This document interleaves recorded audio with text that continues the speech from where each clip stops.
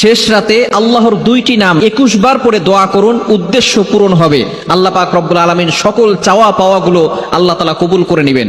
আল্লাহ তাআলার দুইটি গুণবাচক নাম রয়েছে, মনে রাখবেন আল্লাহ তাআলার কিছু গুণবাচক নাম রয়েছে, এই নামগুলো পরে যদি আপনি দোয়া করতে পারেন অবশ্যই আল্লাহ তাআলা আপনার দোয়াগুলো কবুল করবেন। এটা আল্লাহ তাআলা পবিত্র কোরআনুল কারীমের ভিতরে নিজেই বলে দিয়েছেন।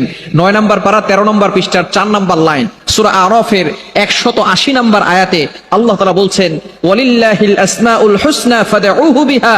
আল্লাহ তাআলার এই গুণবাচক নাম পড়ে যদি কেউ দোয়া করে আল্লাহ তাআলা তার দোয়াগুলো অ্যাকসেপ্ট করে নেন, কবুল করে নেন। এজন্য শেষ রাত যে সময় আল্লাহ তাআলা প্রথম আসমানে এসে বান্দাদেরকে ডাকেন, এই সময় যদি কোনো ব্যক্তি আল্লাহ তাআলার দুইটি নাম পড়তে পারে আল্লাহ তাআলা তার সকল উদ্দেশ্য পূরণ করে দিবেন।